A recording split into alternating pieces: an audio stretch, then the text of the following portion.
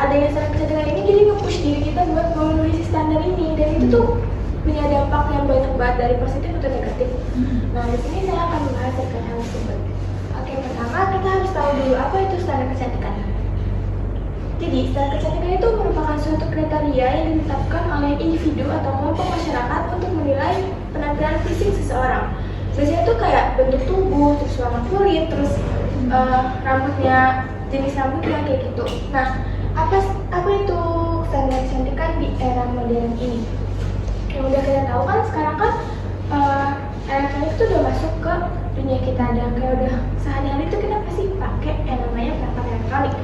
Dan itu tuh kayak bikin kita suka ke distract gitu kan, apalagi si ponsel atau alat elektronik ini tuh luas jangkauannya, nggak cuma di Indonesia aja tapi juga di luar negeri.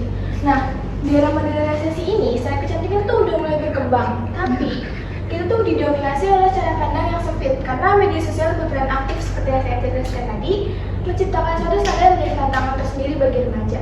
Jadi tuh kadang standar kecantikan yang dibuat di Indonesia itu nggak pas sama apa yang ada di Indonesia. Kayak kita tuh udah kecampur sama budaya Barat, budaya Korea, budaya Jepang. Kayak orang cantik itu harus putih, orang cantik itu harus kurus, orang cantik itu harus gini, bla bla bla. Dan hal itu tuh yang nggak sesuai sama ideologi kita. Terus warna kulit di Indonesia kayak gimana?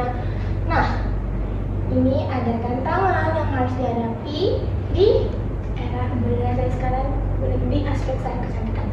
Pertama itu ada tekanan untuk memenuhi standar kecantikan yang tidak realistis. Seperti yang dijelaskan tadi, di media sosial sekarang tuh iklan-iklan tuh udah kayak pakai orang yang sesuai standar ini, dan itu tuh bukan orang Indonesia. Jadi tuh kayak mereka mungkin ada campuran kayak kulit putih kan, yang kita tahu kalau misalkan kulit-kulit orang Indonesia itu cenderung kuning asat, eksotis atau sawo matang.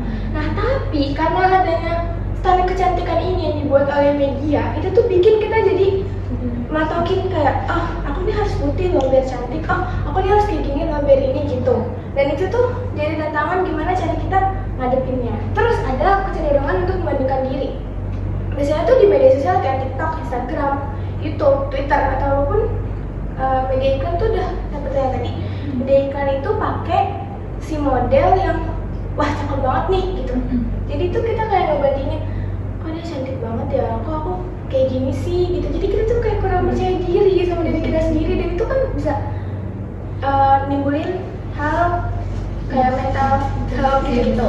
Dan ada perasaan tidak puas dan tidak percaya diri karena adanya kecenderungan membandingkan diri dengan orang lain. Jadi kita kayak minder, aku gak mau dia kayak gini, aku kayak gini gitu. Jadi kayak gak mau, aku takut gitu. Apalagi karena ada standar kecantikan ini tuh sometimes orang-orang kayak berpikiran, misalkan ada satu perempuan yang gak memenuhi standar kecantikan atau yang emang under gitu, biasanya kayak didiskriminasi, kayak aura maghrib itu tuh banyak banget kan di komen TikTok, kayak aura maghrib, terus kayak kok gini sih. Dan rata-rata tuh orang-orang yang polos, titel polos itu ada di orang cantik, tapi kalau misalkan orang yang kurang memenuhi standar pasti bilang, kok kamu kayak gitu sih, malah dihujat gitu kan. Jadi itu diskriminasi banget, rasis. Dan ini ada dampak negatif dari standar kecantikan yang ada di Indonesia. Pertama itu merasa tidak puas dari insecure, perundungan, dan body shaming, baik secara langsung atau cyberbullying, dan perilaku konsumtif.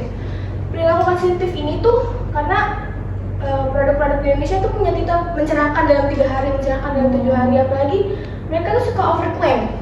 Nah, itu tuh jadi yang menarik remaja-remaja di Indonesia sih, terutamanya kayak karena mereka terobsesi untuk putih, terobsesi untuk cantik, terobsesi untuk menjadi si cantik yang udah dinamai itu ya. Jadi mereka kayak, aku beli ini padahal produk yang kemarin tuh belum habis, tapi kan aku makan ikan, aku mau ini lagi aku mau ini lagi kan jadi konsumtif tuh. Nah, perundungan dan body shaming ini sering terjadi. Itu tuh nggak cuma di media sosial aja, tapi secara langsung juga banyak. Apalagi yang udah kita tahu kayak berita-berita yang sekarang. Oke, terus ini ada pentingnya citra positif. Nah, gimana nih citra positif tuh? Gimana cara citra positif dapat mengubah cara pandang kita yang lebih realistis dan menerima, menghargai diri sendiri?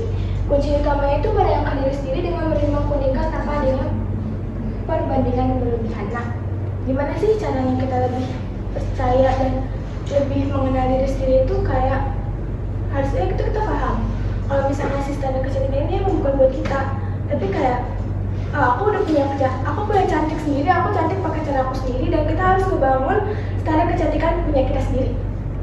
Oke, terus ada solusinya. Solusi menghadapi standar kecantikan.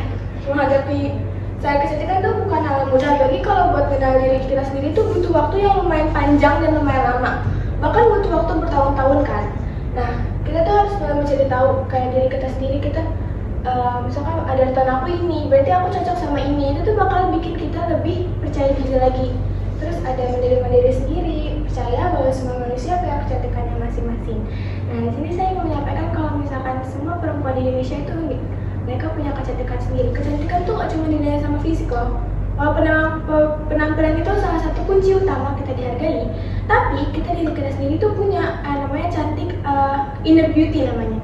Nah, inner beauty ini terpancar dari diri kita sendiri, gimana cara kita menyampaikan sesuatu, gimana cara kita berperilaku, gimana cara kita bertingkah laku seperti itu. Oke. Kesimpulannya, penting untuk kita menghargai diri sendiri apa adanya tanpa membandingkan dengan orang lain.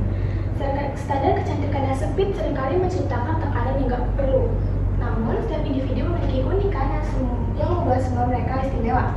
Dengan menerima diri sendiri, kita dapat lebih percaya diri dan bahagia karena kecantikan berasal dari dalam. Sekian dari presentasi saya. Apakah ada yang ingin ditanyakan?